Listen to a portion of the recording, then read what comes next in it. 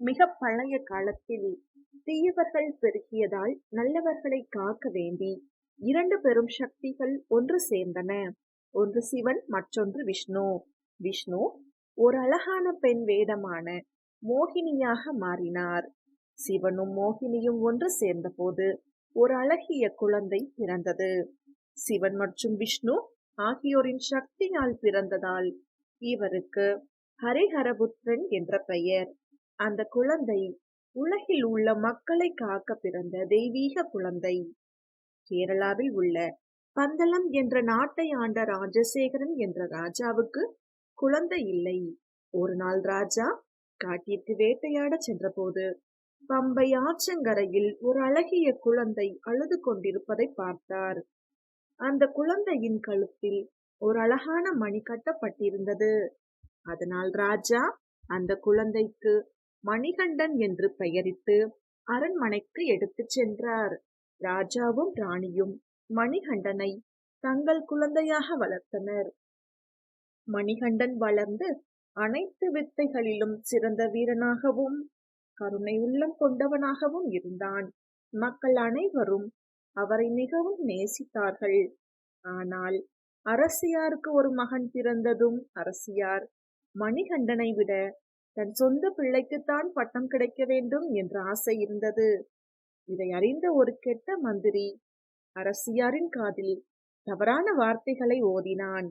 அரசியாரே, நீங்கள் தலைவலியால் கஷ்டப்படுவது போல பாசாங்கு செய்து தலைவலி சரியாக புலிப்பால் வேண்டும் என்று கேளுங்கள். புலிப்பால் கொண்டு வர யாராலும் முடியாது. அப்போது மணிகண்டனை வெளியேற்றி விடலாம் என்றான் மந்திரி.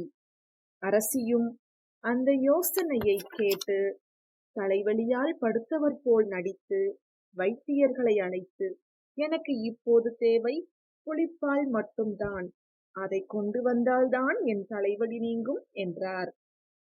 ராஜா மிகவும் கவலைப்பட்டார். அப்போது மணிகண்டன், அப்பா, கவலை வேண்டாம், நான் போய் புலிப்பால் கொண்டு வருகிறேன் என்று காட்டிற்கு சென்றார். அங்கு மகிஷி என்ற கொடிய அரக்கி மக்களை துன்புறுத்தினாள். அந்த மகிஷி தன் அண்ணனை அழித்த ஹரிஹரபுத்திரனால் தான் தனக்கு அழிவு என்று வரம் வாங்கியிருந்தாள். மணிகண்டன் மகிஷியுடன் சண்டை போட்டு அவளை அழித்தார். அங்கே இருந்த புலிக்கூட்டத்தின் தலைவியாக தேவர்களின் தலைவனான இந்திரனின் மனைவியை சந்தித்தார். மணிகண்டன் அவர்களை புலியின் ரூபத்துக்கு மாற்றினார். சிறிது நேரம் கழித்து காட்டுக்குள் சத்தம் கேட்டது. அரண்மனைக்கு திரும்பி வந்த மணிகண்டனை பார்த்து அனைவரும் அதிர்ச்சி அடைந்தார்கள். ஏன் தெரியுமா? மணிகண்டன் ஒரு பெரிய புலியின் மீது கம்பீரமாக அமர்ந்து வந்தார். அந்த புலியின் பின்னால் நிறைய புலிகள் வரிசையாக நடந்து வந்தன. மணிகண்டன் சாதாரண குழந்தை அல்ல, அவர் ஒரு தெய்வம் என்று அப்போதுதான் அனைவருக்கும் புரிந்தது. அரசியார் தன் தவறை உணர்ந்து காலில் விழுந்து மன்னிப்பு கேட்டார். மணிகண்டனும் அவளை மன்னித்தார்.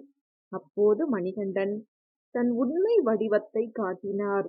நான் உலகை காக்க வந்த ஐயப்பன். இங்கு என் வேலை முடிந்தது. இனி நான் சபரிமலைக்கு சென்று அங்கே தவம் இருப்பேன்.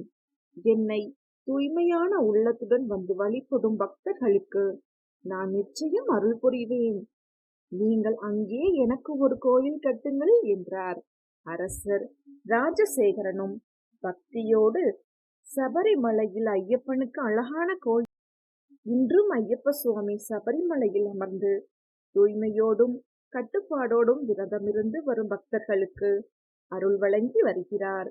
அவர் அனைவருக்கும் நல்ல புத்தியையும் தைரியத்தையும் கொடுப்பார்.